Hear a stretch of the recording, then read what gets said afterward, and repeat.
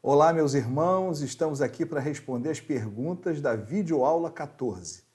Na verdade, temos uma pergunta só, a pergunta da Rebeca. Pastor, poderia explicar melhor sobre os gafanhotos que vão agir sobre os homens sem o selo de Deus? Pois na videoaula você menciona que existem homens que Deus reservou para a salvação. E no final da aula você coloca que os que vão sofrer, aqueles sem o selo de Deus, com esse juízo não se arrependerão. Isso me fez pensar em predestinação e fiquei confusa na questão de homens com selo de Deus reservados para a salvação. Poderia, por favor, esclarecer melhor essa questão? Excelente pergunta, Rebeca. Você mencionou o texto de Apocalipse, capítulo 9, verso 3, onde o abismo libera gafanhotos que atormentam os homens sem o selo de Deus na fronte. Atormentam esses homens por 5 meses. Essa foi a referência que você fez. E você pergunta se esse selo de Deus seria a predestinação, teria alguma coisa a ver com a doutrina da predestinação. E você também questiona que, se for predestinação, como Deus incentiva, sugere, provoca o arrependimento com a sexta trombeta. Isso está bem claro lá no capítulo 9, no verso 20 e 21, onde Deus lamenta que aqueles homens, apesar do juízo das trombetas, da quinta e da sexta trombeta, não se arrependeram. Então, fica claro ali que Deus está provocando. Como é que Deus poderia provocar o arrependimento se Ele mesmo, através da predestinação, já tinha reservado alguns? Essa é a sua dúvida. Bem, Rebeca, respondendo a sua pergunta, os gafanhotos são demônios, isso não se discute. Há um consenso em relação a isso, até pela característica desses gafanhotos. Isso é um símbolo espiritual de hostes demoníacas atormentando os homens sem o selo de Deus. Quanto ao selo, não há dúvida, todos concordam, isso tem a ver sim com a predestinação. Esses homens selados na fronte, esse selo não é um selo físico, né? De maneira geral, todos concordam que é no sentido espiritual. Esse selo na fronte seria sim a predestinação, não há dúvidas em relação. São os predestinados de Deus, são os eleitos de Deus, os escolhidos, os reservados para a salvação. E quem seriam esses predestinados? Fica bem claro ali em Apocalipse, no capítulo 7, no verso 3, 2 capítulos anteriores, que os predestinados são aqueles 144 mil, e são 144 mil judeus, não há dúvidas em relação a isso. Mas eu sei que a sua pergunta e a sua inquietude é em relação à predestinação em si. Como pode o pastor Flávio, sendo um arminiano declarado, defender a doutrina calvinista da predestinação? Então eu preciso esclarecer para você, Rebeca, e para todos que nos assistem, que a doutrina da predestinação não é uma doutrina calvinista. A doutrina da predestinação é uma doutrina bíblica, não é para os calvinistas, é uma doutrina para os crentes. Isso não tem dúvida, a predestinação está presente, está bem clara, descrita no Novo Testamento e ninguém pode negar. A questão é como você interpreta a doutrina da predestinação. Não que ela não exista, que ela é aceita tanto por calvinistas como arminianos, como eu. Mas a forma de você enxergar tem basicamente duas correntes, duas linhas de pensamento a respeito da soteriologia. Soteriologia é a mecânica da salvação. Tem a soteriologia calvinista e a soteriologia arminiana. Para a gente entender isso, nós precisamos entender o pensamento, a lógica, o raciocínio da visão calvinista e o raciocínio da visão arminiana. Antes de explicar predestinação, eu preciso explicar essa base de entendimento. Eu preciso começar a contar essa história em 1610. Os sucessores de Jacob Armínio, num evento chamado Remonstrância, criaram 5 teses que resumia bem a visão, o pensamento teológico de Jacob Armínio em relação à soteriologia, em relação à mecânica da salvação. Esses sucessores de Jacob Armínio foram chamados remonstrantes.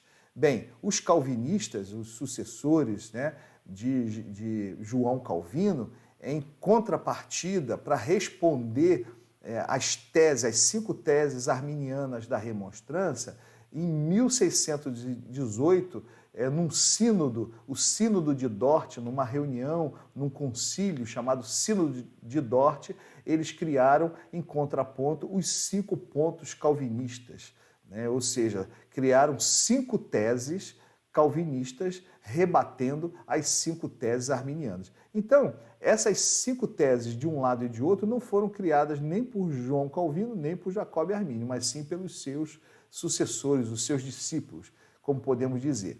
E essas teses, tanto de um lado como de outro, foram resumidas em acrônimos, acrônimos que representavam pela primeira letra cada tese defendida por esses grupos. Então, como vocês podem ver aí no vídeo, os arminianos criaram o que nós conhecemos como as facts, né? F-A-C-T-S,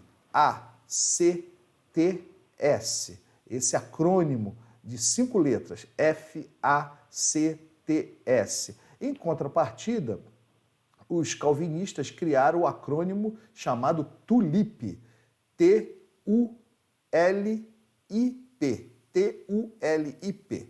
Então, basicamente, a fact arminiana e a TULIP calvinista resume todo o entendimento desses grupos em relação à soteriologia, à mecânica da salvação. Vamos agora entender esses 2 acrônimos que representam a doutrina calvinista e arminiana. Do lado calvinista, o acrônimo TULIP, e do lado arminiano, o acrônimo FACTS. A primeira letra da TULIP é a letra T, que significa Total Depravity, ou seja, depravação total. Essa letra T também está presente no acrônimo FACTS. É a 4ª letra do acrônimo FACTS, Total Depravity, depravação total. Essa é a tese que afirma que o homem tem a natureza caída, o homem está contaminado com pecado, o pecado original, o pecado de Adão. O homem nasce nessa condição e ele leva essa condição de totalmente depravado ao longo de toda a sua vida. Ou seja, essa total depravação faz com que o homem tenha perdido a sua capacidade de exercer o seu arbítrio, exercer o seu livre-arbítrio. Tanto calvinistas como arminianos creem que o homem perdeu o livre-arbítrio na sua condição de natureza caída, na sua condição de total depravação. Há uma pequena diferença em relação a essa tese entre calvinistas e arminianos. Para os calvinistas, o livre-arbítrio perdido impossibilita o homem de exercer a sua fé, a fé salvífica no processo da salvação, na mecânica da salvação. Ou seja, para os calvinistas, a salvação é um processo de monergismo. Deus participa sozinho, Deus alcança o homem com a graça e Deus faz com que o homem creia. O homem não tem participação nenhuma. Já os arminianos, nós cremos que esse livre-arbítrio perdido pela total depravação, ele é restaurado quando o homem é alcançado pela graça, a graça preveniente, a graça prévia, a graça que emana da cruz do Calvário. Então, o homem sim perdeu o livre-arbítrio, o homem sim está numa condição totalmente depravada, mas a partir do momento que a graça o alcança, ele tem esse livre-arbítrio restaurado e ele pode exercer a sua fé. Portanto, para nós arminianos, a mecânica da salvação não é um processo monergista, onde só Deus atua, mas sim um processo sinergista, onde há uma atuação do homem conjunta com a atuação de Deus. Ou seja, Deus entra com a graça preveniente e o homem responde com a fé salvífica. Há uma acusação muito séria de calvinistas em relação a arminianos, em relação a essa primeira tese. Os calvinistas acusam os arminianos de serem semi-pelagianos. O que é isso? É um homem chamado Pelágio, que discutiu muito com Santo Agostinho, isso nos séculos iniciais da igreja. Ele afirmava que o homem não era totalmente depravado, que não tinha o pecado original. Essa era a afirmativa de Pelágio. E Santo Agostinho, ele combateu o pelagianismo e afirmou a doutrina da total depravação, que seria depois confirmada por Lutero, Calvino e etc. E pelo próprio Jacob Armínio. Depois veio o semi-pelagianismo na Idade Média, onde essa doutrina afirmava que o homem era totalmente depravado, sim, mas que isso não tinha afetado o livre-arbítrio. O livre-arbítrio estava intacto. Portanto, nós não cremos na doutrina pelagiana de que não há o livre-arbítrio, nem na doutrina semi-pelagiana de que a total depravação afetaria tudo menos o livre-arbítrio. Nós cremos, sim, que o homem perdeu o livre-arbítrio pela sua total depravação, mas que esse livre-arbítrio ele é restaurado quando o homem é alcançado pela graça preveniente. Por isso, os calvinistas nos acusam de sermos semi-pelagianos, porque há uma diferença sutil entre esses dois pensamentos. A segunda letra da tulipe é a letra U, Unconditional Election, ou seja, eleição incondicional. Essa tese afirma que Deus elege, que Deus predestina uma pessoa, que Deus escolhe uma pessoa de forma incondicional. O homem não precisa fazer nada. Isso está muito ligado ao pensamento da letra T, da total depravity, da total depravação, do pensamento monergista. Ou seja, Deus elege, Deus predestina, ele alcança o homem com a graça e o homem não tem condição de exercer a sua fé. Portanto, não existe a condição da fé para que o homem seja predestinado, para que o homem seja salvo.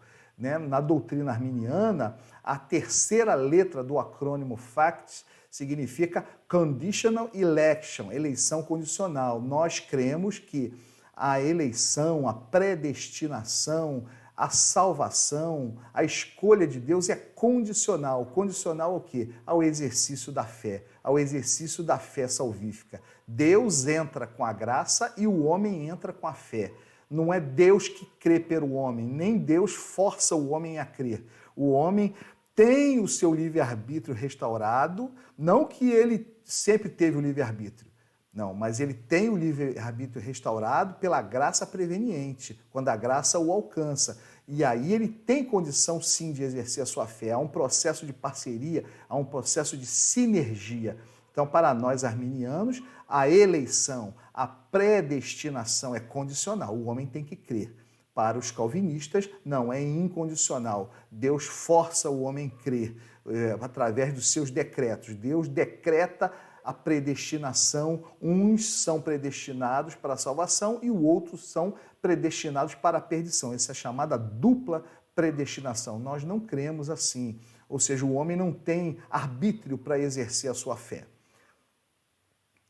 A terceira letra da tulipe, a letra L, Limited Atonement, significa expiação limitada. Essa tese afirma que Deus, Jesus, não morreu por todos na cruz. A expiação de Cristo, o sacrifício vicário de Jesus na cruz, não foi para todos, e sim para um grupo de predestinados, para um grupo de eleitos, para um grupo de escolhidos. O sacrifício de Jesus não teria sido para todos. Na parte arminiana, a segunda letra do acrônimo FACTS é o contraponto disso. É Atonement for All, ou seja, a expiação para todos. Nós, arminianos, nós cremos que o sacrifício de Jesus, a expiação de Cristo foi para todos. Ele não só para os predestinados, os eleitos, os escolhidos. Jesus morreu para todos. A vontade de Deus é que todos sejam salvos. Da tulipe, a letra I, Irresistible Grace, ou seja, graça irresistível. Essa tese afirma que quando a graça de Deus alcança o homem não tem direito de dizer não.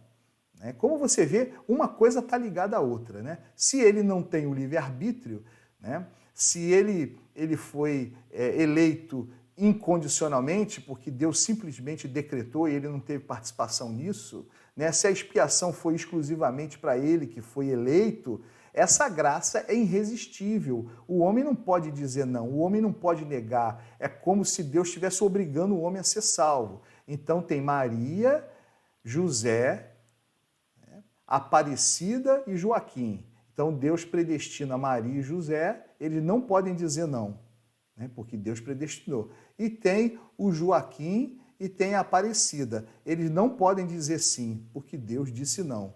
Então essa é a tese da graça irresistível. Deus, quando alcança uma pessoa, essa pessoa não pode dizer não. Deus praticamente obriga a pessoa a ser salva porque Deus predestinou, decretou e etc.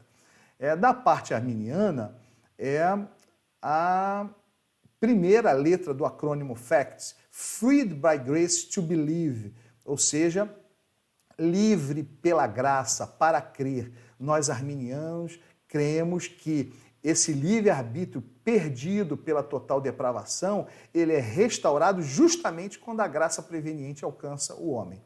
Então, Deus alcança com a graça e dá direito para o homem escolher. E o homem pode dizer sim para Deus, mas o homem pode dizer não. Foi isso que aconteceu com o jovem rico. Deus chamou, conversou com aquele jovem e no final o jovem disse não. Se esse jovem não tivesse sido predestinado ou algum motivo de não ter sido escolhido e por isso ele não aceitou Jesus, Jesus nem ia perder tempo de cogitar a salvação com ele, mas Jesus cogitou a salvação, mas esse jovem rico disse não. Então nós cremos que o homem tem sim condição, ele é livre pela graça para dizer sim ou não para Deus. Deus não obriga ninguém a ser salvo. A quinta letra do acrônimo TULIP é a letra P, Perseverance of the Saints, ou seja, perseverança dos santos. É a famosa doutrina de uma vez salvo, salvo para sempre. Essa tese diz que, uma vez que o homem é totalmente depravado, não tem condição de exercer o livre-arbítrio, a eleição, a expiação de Deus é incondicional. E não adianta que o homem não vai fazer nada para contribuir com essa salvação, ele não participa disso. A expiação é limitada para um grupo de predestinados. Então, essa pessoa salva é um predestinado. E a graça é irresistível, o homem nem teve direito de dizer não, então como é que ele poderia perder essa salvação? Já que Deus forçou ele a ser salvo, ele é salvo para sempre, porque quem fez a obra da salvação foi Deus de forma exclusiva, de forma unilateral, de forma monergista. Então, a doutrina da perseverança dos santos, de uma vez salvo, salvo para sempre, está fundamentada nesse entendimento, que Deus fez tudo.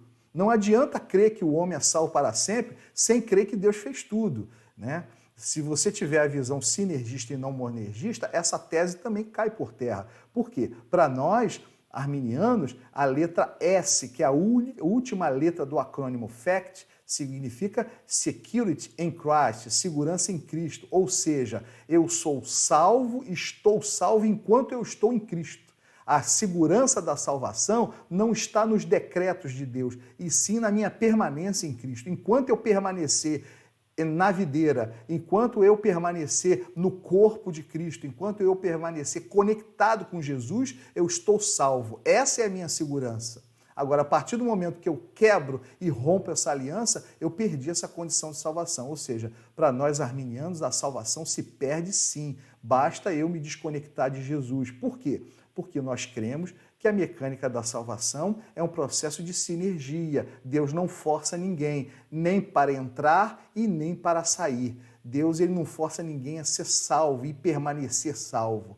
Nós temos sim um livre-arbítrio restaurado pela graça de Deus e nós podemos entrar como sair do corpo de Cristo.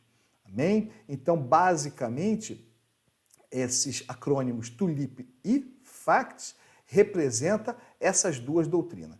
Então, veja bem, muita gente diz, eu sou calvinista, eu sou arminiano, mas as pessoas não conhecem isso, que é a base desse pensamento, Outros dizem, eu sou 50%, 20%, 5%. Me desculpe, meu irmão, mas não tem como você ser 50%, 20%, porque uma coisa é antagônica à outra. Veja bem, eleição incondicional, eleição condicional. Não tem como ser meio a meio. Ou é uma coisa ou é outra. É graça irresistível ou a graça resistível, freed by grace.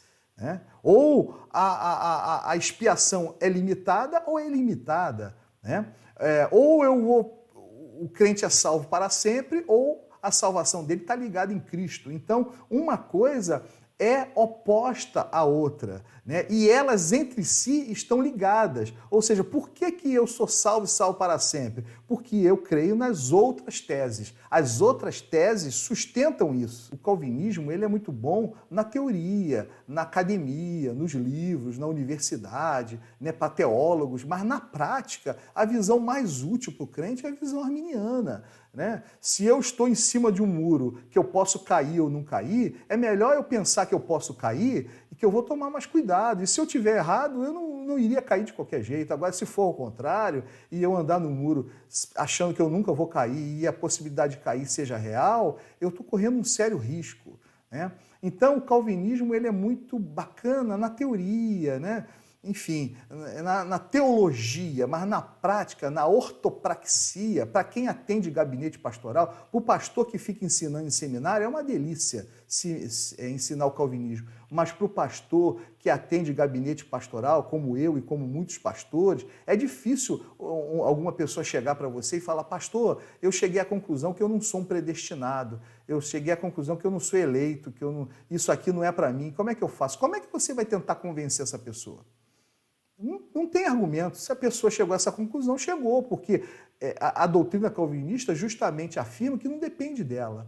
Né? E isso se complica mais quando se trata de um filho. Imagina o seu filho de sangue chegar para você: papai, esse negócio não é para mim, eu não sou predestinado, Deus falou no meu coração que eu não sou escolhido, eu sou vaso de desonra. Como é que você argumenta se você tem toda uma base, uma linha de raciocínio calvinista? Não tem argumentação. Isso é uma coisa muito subjetiva e muito particular de cada um. Né? Eu não posso nem dizer para um filho: não, meu filho, você precisa se esforçar para exercer sua fé, porque ele não pode exercer a fé, ele perdeu o livre-arbítrio, é único e exclusivamente de Deus, então ele fica à mercê de um decreto de Deus. E se ele concluir que Deus não decretou a salvação dele, aí esse pai está lascado, ele não pode nem dizer uma outra coisa. Por isso que eu digo que a teoria calvinista ela é muito boa na teoria, mas na prática, no dia a dia da prática cristã, ela é até perigosa e até demoníaca em muitos casos, né? Não que o calvinismo seja demoníaco, mas a conclusão que uma pessoa chega que ela não é salva porque ela não está fora dos decretos de Deus, isso é demoníaco. Isso faz com que a pessoa desista da fé. Agora, nós respeitamos muito, né, muitos irmãos calvinistas, são homens de Deus. Eu não considero o calvinismo uma heresia, mas sim um ponto de vista teológico, ao meu ver, muito equivocado, mas nós respeitamos muito aquelas pessoas que pensam diferente. Você deve estar pensando assim: o pastor Flávio falou, mas ele não abriu a Bíblia para mostrar os versículos que fundamentam. Irmãos, se eu for falar agora da soteriologia, do calvinismo, do arminianismo a fundo, não vai dar em um vídeo só. Nós teríamos que gravar vários vídeos e nós vamos desfocar, porque essa é uma aula de escatologia. Nós estamos estudando Apocalipse. Eu só fiz um adendo para explicar a predestinação. Então eu não tenho tempo hábil agora de aprofundar com você. Então eu vou fazer o seguinte: eu vou passar um próximo vídeo que é uma planilha resumida de comparação de cada uma dessas teses, e cada uma dessas teses tem ali os versículos que fundamentam, tanto de um lado como de outro. Eu também não ia passar um lado só. Tá? Então, você para o vídeo, pausa o vídeo, vai anotando cada parte. Eu não consigo agora abrir e explicar para você, tá? Mas eu vou simplesmente passar para que você tenha conhecimento e depois você aprofunda. Se você tiver alguma dúvida, me procura no privado, eu vou ter o maior prazer de te explicar cada uma dessas coisas. Vamos lá, vamos ver uma tabela de comparação. Aqui o primeiro ponto é o ponto do livre-arbítrio, da escolha humana, né? E do lado calvinista, a incapacidade, a depravação total. Na verdade, esses dois pontos falam da depravação total, com a pequena diferença que no arminianismo, como eu falei, a graça preveniente restaura essa condição de livre-arbítrio. No ponto 2, a eleição condicional, né? E do lado calvinista, a eleição incondicional. Aí tem uma série de versículos que embasam tanto um lado como o outro. Tá? O ponto 3, a redenção, a expiação geral para todos. E do lado calvinista, a redenção, a expiação é somente para um grupo que Deus escolheu, que Deus decretou previamente. Então aqui tem os textos também que você pode verificar depois à parte. Uma segunda parte da tabela comparativa, o ponto 4, né, trata de que o homem pode resistir ao Espírito Santo, ou seja, a graça que o homem pode resistir, ele pode dizer não para Deus. No lado calvinista, a vocação eficaz do Espírito Santo, ou seja, a graça é irresistível. Se Deus alcança a pessoa, ela não pode nem dizer não, ela não tem livre-arbítrio para dizer não. Então tem versículos que embasam os dois lados. E, por fim, a questão de perder ou não perder a salvação, é o ponto número 5. Do lado arminiano, decair da graça, tem vários versículos que apoiam isso, e do lado calvinista, que o homem é salvo, salvo para sempre. Tá bom? Então, eu não vou poder entrar em cada um desses versículos, mas está aqui registrado para você poder estudar melhor. Bem, isso tudo que eu falei é a base para eu explicar predestinação. Por quê? Não adianta eu explicar predestinação porque essa doutrina vale para os dois lados, tanto arminiano como calvinista. Só que você vai entender a predestinação de uma forma se você for arminiano e você acompanhar a lógica da mecânica da salvação pelo acrônimo FACT. E você vai entender a predestinação de uma outra forma se você acompanhar a lógica calvinista do acrônimo TULIP. Por isso que eu expliquei tudo isso. Na verdade, a predestinação não é uma doutrina de causa, mas sim uma doutrina de consequência.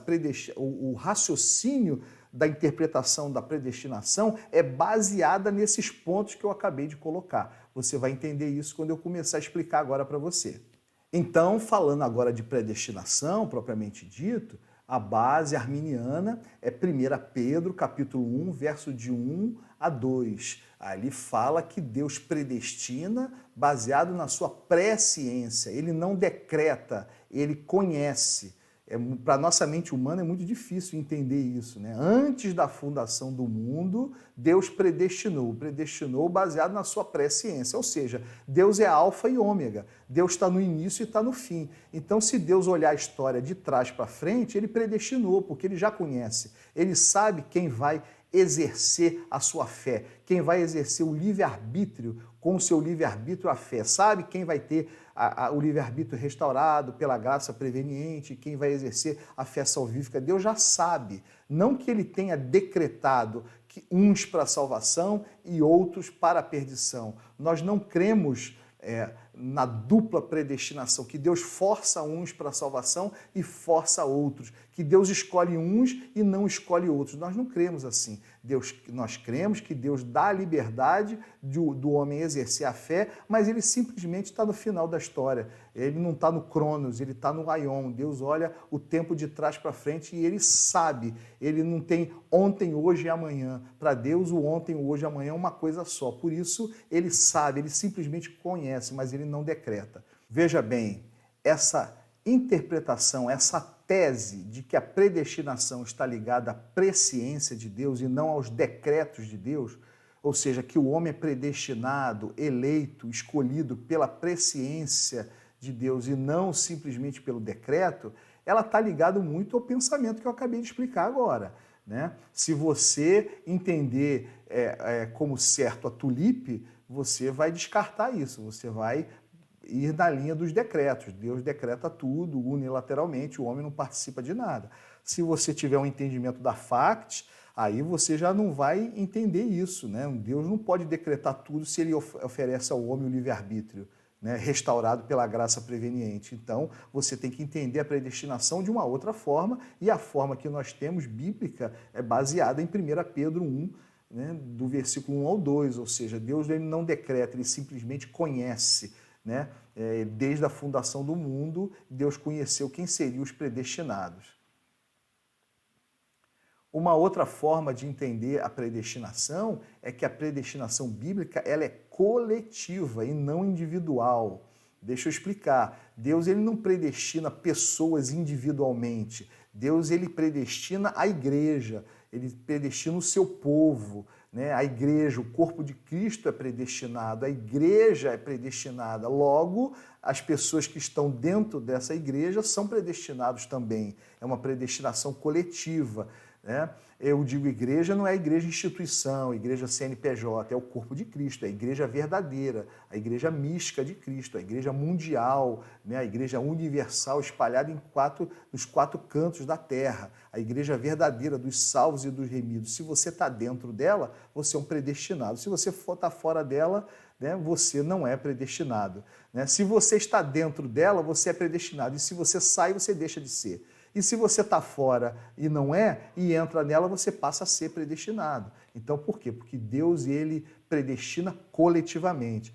Baseado em que eu estou falando isso? Vamos lá. Abra comigo em Efésios, no capítulo 5, versos 25 a 27. Está escrito: Deus amou a igreja e a si mesmo se entregou por ela, para que a santificasse, tendo-a purificado por meio da lavagem de água pela palavra, para apresentar a si mesmo igreja gloriosa, sem mácula, sem ruga, nem coisa semelhante, porém santa e sem defeito. Jesus morreu por quem?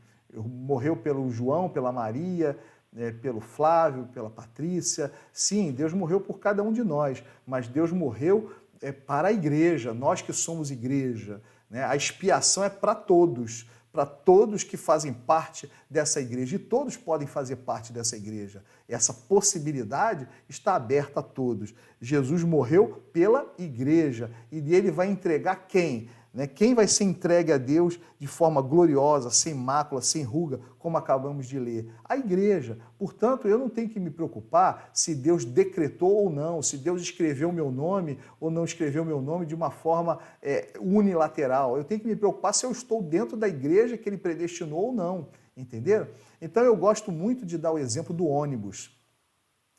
Imagina um ônibus que sai de Madureira até o centro da cidade. Esse ônibus, ele é como se fosse a igreja, e ele está predestinado. O dono do ônibus disse que esse ônibus tem que sair de Madureira e ele tem que chegar até o centro da cidade. O dono do ônibus disse isso. Agora, esse ônibus vai parando de ponto em ponto e vai convidando a todos. Todos podem entrar. Não é o dono do ônibus que determina quem vai entrar, quem não vai entrar. Não é o dono do ônibus que força, agora você tem que entrar, ou então você não pode entrar. Não, o ônibus vai parando e vai convidando. Isso é a igreja que faz. O ônibus significa a igreja. A igreja convida. Você não quer entrar? Você não quer vir para o grupo dos predestinados, chamado igreja? Você não quer entrar dentro do ônibus? Então esse ônibus vai passando e vai chamando, e as pessoas vão entrando. Alguns querem entrar, outros não querem entrar. Outros entram e lá pelas tantas resolvem sair. E Deus não fecha a porta. Não, agora você não pode sair porque eu escrevi o teu nome, eu decretei o teu nome, você está eleito, está predestinado, você está forçado a estar nesse ônibus que vai para o centro. Não, ninguém é forçado a nada, a porta está aberta. Se quiser sair do ônibus, você sai. E Deus também não força ninguém a entrar. Ninguém que está no ponto, agora você vai entrar porque eu quero, pelos meus decretos e atos soberanos. Não, não é assim. E o ônibus segue o seu curso, parando de ponto em ponto, abrindo as portas, convidando para entrar e deixando sair. E esse ônibus está predestinado. Predestinado aqui à salvação, né? Predestinado à glória. Essa é a predestinação coletiva. Deus, ele morreu por todos. Eu também gosto, é um texto que os calvinistas gostam muito, né? Romanos capítulo 9, versos 19 a 24, que fala dos vasos de honra, de desonra. E os calvinistas adoram esse texto, como se não houvesse explicação para isso. Romanos 9, 19 a 24 diz assim: Tu, porém, me dirás, de que se queixa ele ainda? Pois quem jamais resistiu à sua vontade? Quem és tu, ó homem, para discutires com Deus? Porventura pode o objeto perguntar quem o fez, por que me fizeste assim? Ou não tem o oleiro direito sobre a massa para do mesmo barro fazer um vaso de honra e outros de desonra? Aí a turma da dupla predestinação entra aqui rasgando, né? Deus, ele predestina tanto para a salvação como para a perdição. Mas aí você tem que continuar lendo, senão, se você parar aí, é desonesto. Aí ele continua dizendo: que diremos, pois, se Deus, querendo mostrar sua ira e dar a conhecer o seu poder, suportou com muita longanimidade, aí começa o plural, os vasos de honra. Está falando do o vaso de honra, está falando os. Olha a coletividade aqui, olha o ônibus, olha a igreja, olha o coletivo que Deus está predestinando. Então, os vasos de ira preparados para a perdição, a fim de que também desse desse a conhecer as riquezas da sua glória em vasos de misericórdia para a glória que preparou de antemão, os quais somos nós. Nós quem? Olha a coletividade, corpo de Cristo, igreja, ônibus, né? A quem também chamou não só dentre os judeus, mas também dentre os gentios. Então, irmãos, a predestinação é coletiva, Deus chama, e quem está fora do ônibus está destinado à perdição. Não porque Deus forçou, decretou, simplesmente porque a pessoa não quis entrar no ônibus. Né? E quem está dentro do ônibus está predestinado à salvação, não porque Deus forçou, mas porque a pessoa aceitou entrar na salvação, no plano de salvação de Deus. Tá bom, irmãos? E agora, terminando esse vídeo, né, tanta volta, tanta explicação, para explicar o quê? Né? Para explicar a dúvida da Rebeca em relação ao capítulo 9 de Apocalipse. Aqueles 144 mil são eleitos, aquilo ali representa a igreja já vai ter sido arrebatada. E aí vai ter a nova igreja aqui na terra, né? Que é a igreja dos judeus, daqueles 144 mil que foram alcançados pela pregação do evangelho, das duas testemunhas, nós ainda vamos falar nelas. Né? Então esse grupo é o grupo dos eleitos, dos predestinados. Agora, individualmente, como a gente tem que pensar? Deus não forçou o judeu A a entrar no grupo dos 144, nem forçou o judeu B a sair ou a deixar de entrar. Não, a partir do momento que a pregação do evangelho foi chegando a essas pessoas, elas foram aderindo com fé, a regra permanece a mesma, aderindo com a fé salvífica a Jesus, reconhecendo Jesus como Messias, elas entraram no ônibus. Qual é o nome desse ônibus? Ônibus chamado 144 mil. Entenderam isso? Então Deus, ele marcou com seu selo o ônibus chamado 144 mil, que é a igreja na terra no tempo da tribulação. Agora, quem vai entrar ou não vai entrar nesse grupo, isso vai depender da decisão de cada um. Por isso, aí com esse entendimento, você entende o versículo 20 e 21. Por que Deus fala, puxa vida, como se Deus estivesse falando assim, poxa, nem com a quinta trombeta, nem com a sexta, nem morrendo 1/3 da população da terra, esses homens maus creem em mim e se arrependem. Deus não estaria falando isso, né? Se não tivesse aberto a possibilidade. Deus estaria jogando conversa fora, se ele simplesmente, através dos seus decretos, tivesse predestinado pessoas, sem que essas pessoas tivessem chance. Não, Deus aqui, no versículo 20 e 21, está lamentando que mesmo Deus tendo dado a chance, ou seja, a graça estava atuando, né? A graça estava alcançando, essas pessoas estavam tendo a oportunidade de ter o livre-arbítrio restaurado, mas mesmo assim elas fecharam o coração e continuaram no seu pecado e ficaram fora desse grupo 144, o grupo dos eleitos e dos salvos. Bem, irmãos, essa é uma discussão de 5 séculos, né? Uns 500 anos que se discute isso. Não é o pastor Flávio aqui que vai chegar e ter a pretensão de, bater o martelo nisso. Eu quero calçar as sandálias da humildade, eu estou aqui só para ajudar você a entender melhor o assunto.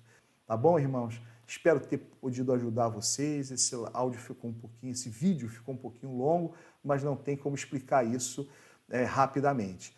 Sobre o assunto de soteriologia, como eu falei, eu não aprofundei muito, mas se você quiser conversar comigo no privado para tirar alguma dúvida, eu estou à sua disposição. Você sabe o número do meu telefone, DDD 21 98762 6675. Estou à sua disposição para conversar sobre esse assunto quando você quiser. Estou aqui para servir o corpo de Cristo.